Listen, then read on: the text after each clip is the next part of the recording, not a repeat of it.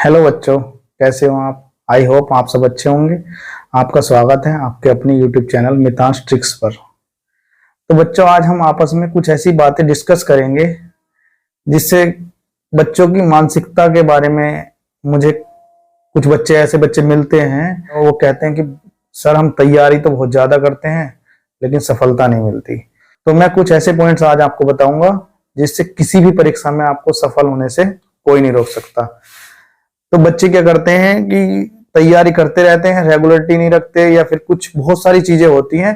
तो अगर आपने ये 10 पॉइंट्स ध्यान रख लिए तो आपको किसी भी प्रतियोगी परीक्षा में सफल होने से कोई नहीं रोक सकता। लेकिन उससे पहले मैं आपसे रिक्वेस्ट करूंगा कि मेरे चैनल को सब्सक्राइब करें और प्रत्येक वीडियो देखें, क्योंकि मैं कोई भी ऐसी वीडियो नहीं डालूंगा जो आपके लिए उपयोगी ना हो। ठीक है? तो ऐसे ही कुछ पॉइंट्स मैं आपको बताने वाला हूं। तो बच्चों, सबसे पहली चीज क्या है? पाठ्यक्रम का ज्ञान होना।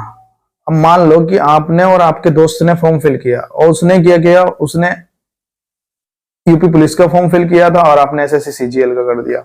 आपको एसएससी सीजीएल का सिलेबस पता ही नहीं है, ठीक है, और आप अपने दोस्त के साथ कोचिंग करने जाने लगे। तो वहां पे क्या होगा? वो तो यूपी पुलिस का पढ़ाएंगे, हिंदी पढ़ा रहे हैं, मैथ पढ़ा रहे हैं, रीजनिंग पढ़ा रहे हैं, वो भी थोड़ा इजी क्वेश्चन पढ़ा रहे हैं, और आपको क्या करना, सीजीएल का एग्जाम देना है। तो आप क्या है, वहां पे तैयारी तो कर नहीं रहे, तो आपका क्या हो रहा है, टाइम पास हो रहा है। आप मेहनत पूरी कर रहे हो लेकिन परीक्षा में सफल नहीं हो सकते, क्योंकि आप वो सिलेबस पढ़ ही नहीं रहे हो जो आपको पढ़ना चाहिए। बच्चों, दूसरी चीज क्या है? स्थिरता। पढ़ाई में स्थिरता मतलब रेगुलरिटी, यानी कि आपको पढ़ाई में रेगुलर रहना है। अब मान लो आपने आज तो पढ़ाई कर ली, 2 दिन बाद बोले मेरी फ्रेंड आ गई, मेरे दोस्त आ गया, कोई आपसे कोई मिलने आया या किसी के साथ आप कहीं घूमने चले गए, तो आपकी पढ़ाई क्या हो गई, डिस्टर्ब हो गई। आपने जो कुछ सीखा था वो भी भूल गए। तो अगर आपको परीक्षा में सफल होना है या सक्सेस पर्सन बनना है तो आपको क्या है, पढ़ाई रेगुलर रखनी है। बच्चों, तीसरी चीज क्या है? टाइम टेबल का ध्यान रखना। आप सबको पता है हमारी बॉडी टाइम टेबल के अनुसार कार्य करती है। किसी को 2 बजे भूख लगती है तो डेली 2 बजे ही भूख लगती है। किसी को 6 बजे नाश्ता चाहिए होता है तो उसकी बॉडी 6 बजे नाश्ता मांगती है। किसी को रात को 8 बजे सोना है तो उसकी बॉडी डेली 8 बजे ही नींद मांगती है।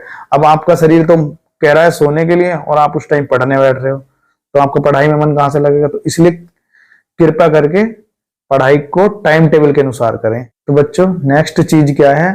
आपको पढ़ाई प्रायोरिटी के अनुसार करनी है। मतलब कि अगर आपको लगता है कि आपकी इंग्लिश वीक है तो आप इंग्लिश पे ज्यादा समय लगाएं। अगर आपका मैथ वीक है तो आप मैथ पे ज्यादा समय लगाएं, या रीजनिंग वीक है तो रीजनिंग पे ज्यादा समय लगाएं, जिससे कि उस सब्जेक्ट में आपकी धीरे धीरे रुचि बढ़ जाएगी और आपको वो सब्जेक्ट इजी लगने लगेगा, जिससे आपको परीक्षा में सफल होने से कोई नहीं रोक सकता।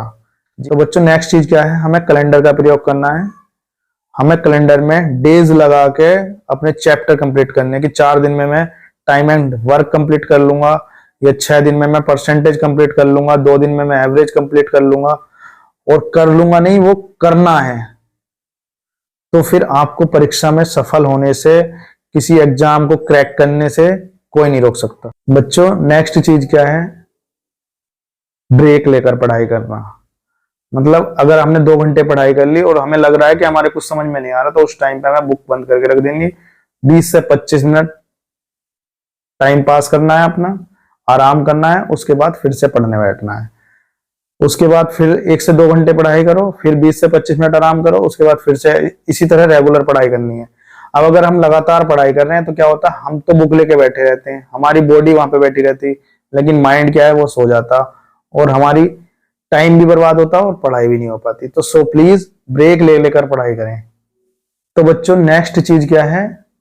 नींद। आपको क्या करना है? नींद जरूर पूरी करनी है। मतलब डेली वे 6 से 7 घंटे जरूर सोना है। बच्चों, अच्छी सेहत के लिए अच्छी नींद का होना बहुत जरूरी है। सो प्लीज 6 से 7 घंटे जरूर सोएं और ज्यादा से ज्यादा पढ़ाई सुबह के समय करें। तो बच्चों, नेक्स्ट क्या है? अनुशासित रहें। अनुशासित मतलब जो भी आपने टाइम टेबल बना लिया, या जो भी आपने कैलेंडर बनाया है, या जो भी आपना सोने का रूटीन है, खाने का रूटीन है, नहाने का रूटीन है, वो सारा वर्क रूटीन में ही करना है। अगर आप रूटीन में वर्क करोगे तो किसी भी एग्जाम को क्रैक करने से, आपको परीक्षा में सफल होने से कोई नहीं रोक सकता। This is my full guarantee. तो प्लीज इन सब बातों का ध्यान रखें